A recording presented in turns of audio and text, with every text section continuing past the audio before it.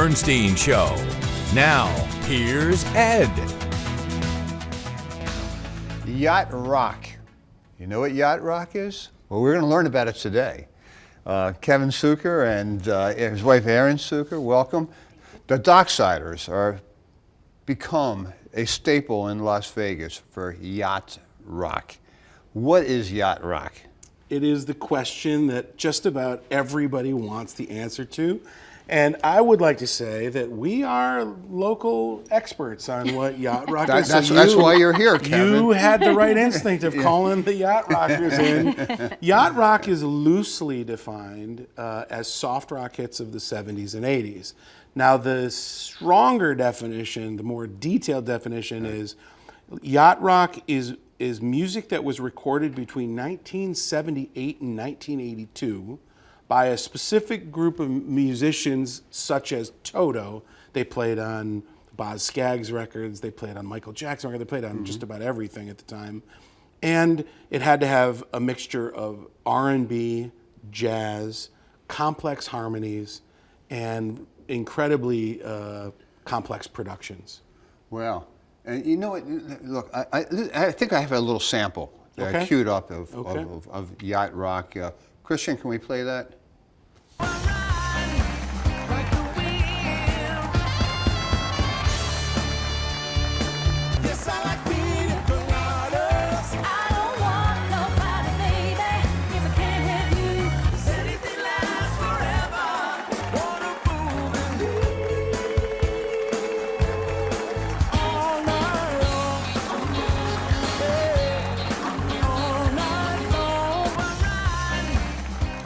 Okay, very quick, and we'll have a little bit more later on in the show. Sure. By the way, what would be the anthem? If you have one song that really represents Yacht Rock, what would that be? I think it would be "What a Fool Believes" by Michael McDonald. Yeah, there's a movement in music that's called the doobie bounce. It's the piano that's in that song, bum bum bum bum bum bum bum bum bum bum bum, and that is a very defining figure of music that also is a big part of what Yacht Rock is.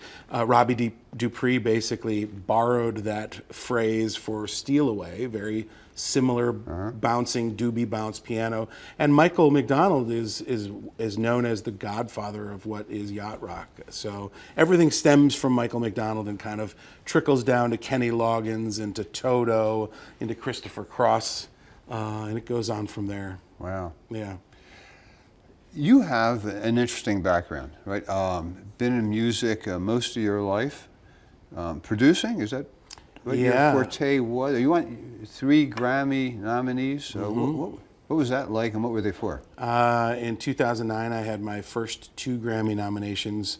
One for Best Male Vocal R&B, and the other one was for R&B Album of the Year. I was a co-producer, engineer, and mixer on a record by an artist by the name of Eric Benet, and it was mind-blowing. It was life-changing. I got a call from Warner Brothers Records the night before the nominations are announced, and just like the Oscars, they're announced at very early in the morning West Coast time. We were living in the Midwest, and our record label called and said, "Please don't let the artist know this, but congratulations, you guys got 2 really big nominations." And to be recognized at that level by your peers, it's something that, you know, ever since I had this dream of being in the music business at a very young age, you never really kind of imagine that lottery ticket happens where you get a call saying. But you're hopeful, right? You're kind of hopeful. Yeah. And what I learned, and my wife was, we went to the Grammys that year. Was our first experience going to the Grammys, and you know they give 80 some odd awards out between noon and the telecast.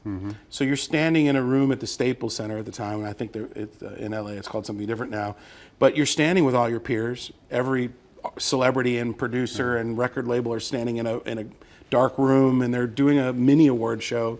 And I think our 2 categories were like category 74 and category 81, and you're waiting all day, and then they read the names, then the nominees, and when they don't call your name, you realize, like, wait a minute, this was it was fun until this point in time. It was that close. But that adage of people saying it was just an honor to be nominated. Right. I'm going to disagree with that.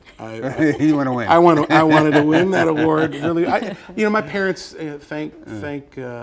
thank God they're still with us today, and they've been such a big part of my development. And they travel all over the world to see us. And I really wanted that piece of hardware for my mom and dad to sit on their mantle. Look into the television screen here, okay? Okay. Make believe you just won an Emmy or a Grammy. Grammy, okay? Yep.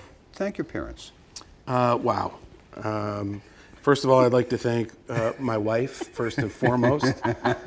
She's in striking distance, so I felt that it was best to lead with that. Second of all, I'd like to thank my children, and most importantly, this award comes with lots of years of hard work and tears like we all have. My fellow nominees, thank you. And this is going to rest on my mom and dad's mantle. So, Mom and Dad, this is for you. Nice, Kevin. And the music didn't even start to blow you That's out. That's right. I've learned by watching many award shows, keep it short and sweet and let the show continue. Yeah, so let me say right from the beginning, you're performing every Thursday, Friday, Saturday nights. Am I right? Over at the Venetian at 1923 Live. And I got to tell you, I was there. You were? Look, I didn't even know about this venue until I met Noel, who owns the venue. And it's a phenomenal venue. It is so much fun. And it's kind of hidden away in the Venetian a little bit. But it's a fantastic venue. The sound is amazing. It's big enough that you have room, and small enough that it's so intimate, and it's so, I don't even know how to explain it. It's like so familiar, so friendly. It's like the moment you guys come on stage, it's like a family's party. It's like everybody is there to have a good time. Everybody's got a smile on their face, and everybody's enjoying every minute of the show. And your music is great. The musicians, the saxophone player, the drummer, the guitarist, you, Erin, your wife, the voices. I hate to call you a cover band because you're kind of more than that, but you're fantastic. Thank you. It means the world to hear that. And we like to, we take the show all over the country. We did 70 cities last year, and we see it night after night in different communities. The music we play is therapeutic. It's the easiest way to describe it. We talk to people at the end of the night and meet people, and they let us know how much the music means to them. There was a gentleman that just came to one of our shows here at 1923 Live a couple weeks ago, and he said he had just lost his wife, and they loved this music together. And it was so healing for him to be in our room that night, and he was crying, and I started crying, and he held my hand, and he just said, "You have no clue how close you made me feel to her that night." And it gives me chills, and it's not lost on us. I'm in this, what I'm considering my third chapter of my career, and my dream was to always entertain people, and to do it at this level really is humbling, and we're very grateful for it, and we love doing it. So how did the two of you meet? Oh, that's a very interesting story. He was in this little three-piece band that would perform at a bar every Thursday. And I was not a bar goer. I had to get up very early for my job at a nuclear pharmacy. And my sister... Well, you weren't singing? You were not... no, I was not singing, no. Okay, not singing. Nope.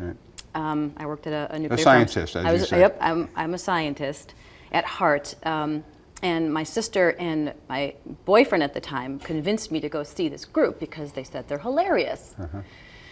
So I begrudgingly went, and they were hilarious, and part of the act is that he asks the audience to yell out any song, and they'll try to play it. So at that time, I was into the song Blister in the Sun by the Violent Femmes. So I kept asking for the song, and he kept playing Like a Virgin. And after the fifth time of me asking, he finally stopped in front of everybody and said, "Hey, Big Mouth, if you think this is so easy, why don't you get up and do it?" So I did. Well, hold on. You must have had a background of some nature in voice. My father was in a band my whole life. I grew up watching him, and honestly, it was because of that I had never had the desire to be in a band, because it was, to me, that life was like, ooh, that's. He would perform in the basement, and then he'd go out and he'd be gone all night. So I chose college instead, but. I see how that worked out for you. Well, you meet this man and his charisma and his joy and his love of it just sort of enveloped me. So you kind of backed into the singing career. Correct. We have a little bit of a sample of that voice. I'd like to hear it. I'd like to hear it.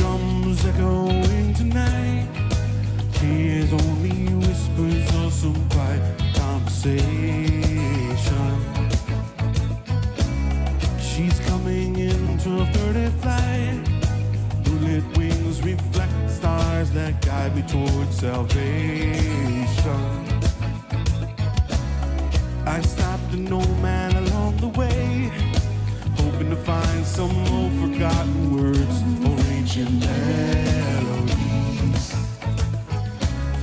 He turns to me as if to say, hurry boy, it's waiting there for you.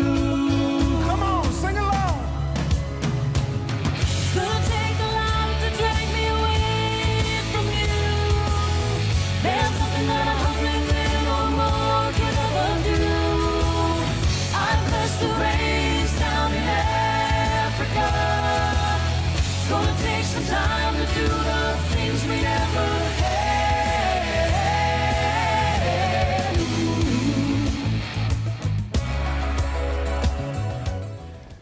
Beautiful. And so the two of you sing. You also have another one or two members of the band that also sing, right? We do, yeah. Yeah. It was originally supposed to be 4 lead singers. Right. And we've made some changes to that. Now it's 3. How do you decide who sings what song? Great question. It really comes down to just vocal range. I tend to be more of a baritone, or what would be considered a lower tenor. Erin obviously sings the female stuff. And then we have another male singer in the band that is definitely a tenor that sings some of the higher parts. And also a really nice voice. Absolutely. So, all right. So, okay. So, when did you get into the yacht rock genre? and I need to talk about it more, because I still don't understand exactly what it is. Sure. I mean, you have this very short window between 4 or 5 years of music. Correct. Yeah. With a very select Core group of musicians. personnel. Yep. Right. Yep. So does that mean that it's a limited supply and that's it, or is it kind of grow from here? It's interesting. How the term came about were 4 comedy writers that used to write sitcoms that created a web series. It's up on YouTube still, called Yacht Rock, and it was it's a tongue-in-cheek series where Michael McDonald and Kenny Loggins are arguing with Hall & Oates, and it turns into this beef amongst musicians of the era, and it was really just a spoof.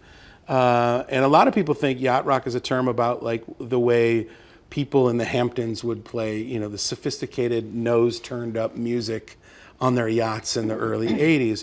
I think all of it is real. The 4 gatekeepers that created the term still run a page on the internet called Yacht, or Nyacht, Nyacht, and they are the 4 sort of gatekeepers that rate the yachtiness of songs. So if you visit this webpage, on a scale of 0 to 100, they will vote about what songs are considered yacht rock and what isn't.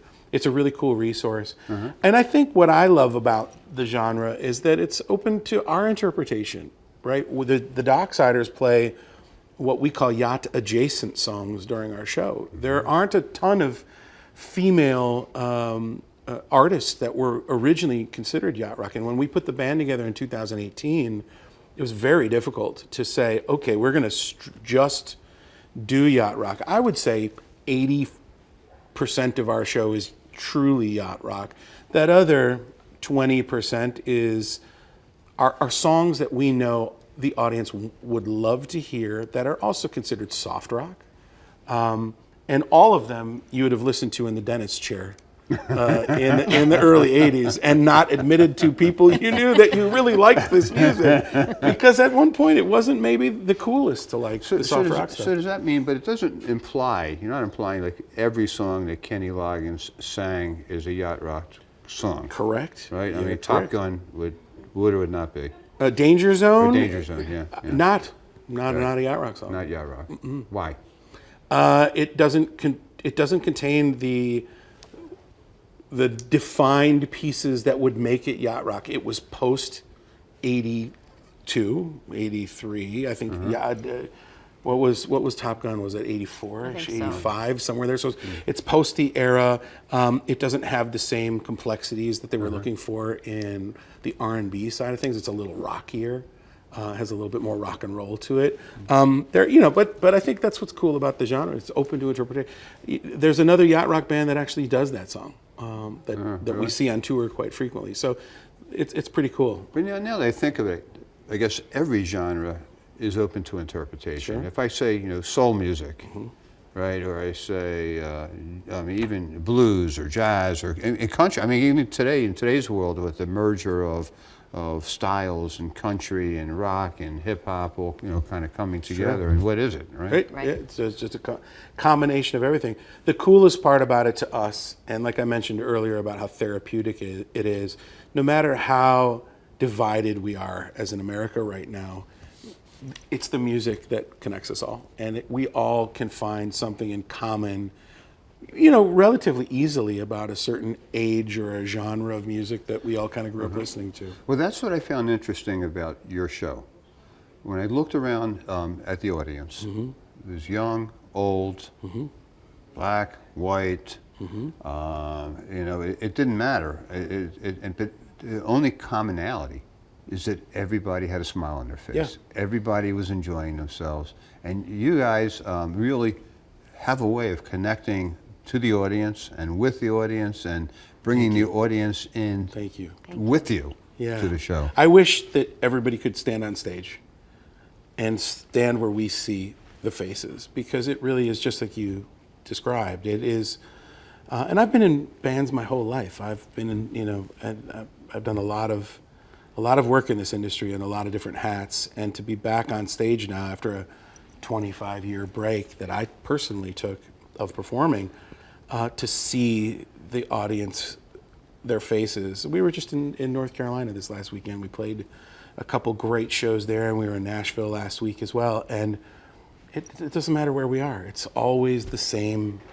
And I like to think that it has something to do because of our love for what it is that we're doing and our gratefulness that we're able to spread the message. You were telling me before the show, we were chatting about Tony Orlando. Yeah. And how you connect. Can you tell a story here? Yeah. It was Thanksgiving. I want to say it was 2020, right? It was a pandemic, right? Yeah. We were Yeah. all Yeah. hibernating, and everybody was away from each other. And I got an email from a gentleman who was doing a late night search on YouTube, and a video of ours was in the right-hand column, and he clicked on it, and he was floored. He was floored by the production. He was floored by the way it sounded and the performance. And he said, "I'm the oldest living hit songwriter in the world. I'm 80 years old. Google my name. I'd love to talk to you." So I recognized the name, but I couldn't place where I recognized it from.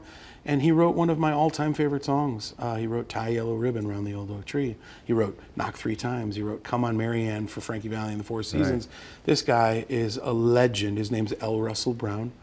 And we connected. I talked to him the next day on the phone, and he said, "I want to work with you. I have a song I wrote for the Bee Gees that they never recorded in the 70s. Would I consider producing it for the Docksiders.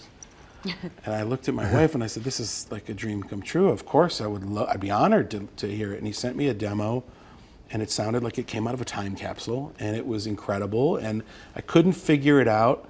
And that turned into me asking for a song for my wife, which he had written for Patsy Cline that she never recorded, but I figured that one out. Yeah. And Erin did a brilliant version. We're going to release it this year. It's called The Whispering Wind. But we got to working on a record during the pandemic, and he introduced me to Tony. And when he told Tony how big of a fan I was and how much he meant to me and how much my grandfather meant to me, and my grandfather introduced me to Tony Orlando, I said I wanted to do a version of Yellow Ribbon, and I'd wanted to know if Mr. Orlando would guest on it with me and sing it with me. And 10 minutes later, Tony Orlando called me. He said, I know who you are. I know who you are. From just being around the music industry, I'd be honored. And we struck up a friendship that is more than I could have ever asked for. He is the epitome of class, heart, honor, and trustworthiness that you don't find in the music industry. It's no secret why he is a superstar and a legend, and I'm very grateful for his friendship, first and foremost. And he's been in my life every day since then. Yeah. And he's a resident of Las Vegas, so I'm sure certainly is, yeah. you see him. Has he ever come to the show? He is at our show more times than I could even begin to tell you, and I love it. Every night we know he's coming, and he and his wife and his daughter come. We love it. We while he spends his time here in Las Vegas, I engineer his radio program. He's got a radio program on WABC in New York City every Saturday night. So we spend a lot of time together during the week. We talk on the phone an awful lot. He's unofficially my manager. He won't say. He says he's my manager, but we have no agreement. He wants no compensation. He feels like that he just wants to help. And the best tribute I could ever pay to Tony Orlando would be to do that same thing for another artist at some point in time, and open doors and really kind of make things happen. That's great. And speaking of kids, you have a son. Well, you have two sons and a daughter, but you have a younger son. We do. That I understand, molding a little bit. Erin, are we doing? You're going to force your son into the business after your dad couldn't get you in the business? Right? He comes by it honestly. Come here, Bubba. Come stand in between Mom and Dad over here. This is our 10-year-old named Max, and Max comes by it very honestly. Mom and Dad obviously are in the entertainment world, but Max has been in front of 15,000 people. Yeah, he's what was you nervous? Kind of. I usually am, but nah. And what did you do in front of 50,000 people? Song. Sing, dance, drum? Yeah. You sung and you danced. Yeah. You play drums? Nobody play. You play an instrument? He kind of tinkers around on the keyboard in the studio, and he builds little beats, and he works on little songs. He's got he's got an incredible ear. Like we'll be sitting in the car, and we'll listen to something, and someone will sing a note that's a little funky on a recording, and this one in the back seat will be like, "Dad, that note isn't right. Whoa, we need to rewind that and listen to that bad note." Again. So he's got a producer's ear. You do a lot of singing as a family during the day? Do we? Do we sing? I think we sing a lot in the house. They do. Yeah. We, our house is kind of interesting. I will hear her singing in another room, and I'll stop what I'm doing because I'm not saying this just because she's my meal ticket, but I'm being honest when I say she's got one of the best voices that I've ever heard, and I've worked with the bigs. I've worked with Stevie Wonder and David Foster and Olivia Newton-John, and the list is pretty trained. The list goes on. She, right here, is so unassuming and so humble and never wanted to ever, as you can tell, she's sitting here talking over me. She's so uncomfortable sitting here that she just is I love the fact that I get to perform with her and that we get to travel together. This kid, we played a show last summer. At the Cincinnati Reds ballpark, Great American Ballpark. Yeah. I saw a video on and that. they brought us on the second base like they did to the Beatles at Shea Stadium. People, right? Yeah. It was unbelievable. Mind blowing. Yes. You were a big baseball fan. Huge baseball fan. Yeah. To do that was amazing. Look, unfortunately, we have a minute left. Okay. My most important question I never had a chance to ask you. Right on. It's like, maybe you can give me a one-word answer. If you're having an argument with your wife and you got to get on stage that night, what's that like? You put I got it 30 aside. seconds for this. Yeah, we put it aside. We really do. We've been together almost 25 years, so we've learned how to navigate the show first. Yep. Show is always first. There's always time for us to clear the air, and sometimes that break gives us the Yeah. time to Clears, cool I down. would think, right? Absolutely. Yeah, All of a sudden you get into a different mood, changes the environment. But you're right. She kind of still will look at me side-eyed on stage, and I know what she's thinking. Well, okay, we have, I think, a little bit more music we can close our show with. Great. Kevin, Erin, thank you very much. Thank you can you. catch Thank them you so Thursday much. and Max. Max. Yep. Thursday, Friday, Saturday night at the Venetian at 1923 Live. The venue is great. The drinks are wonderful. You'll have and it says the food. Have a little bit of food too. You have a fantastic time. Check it out.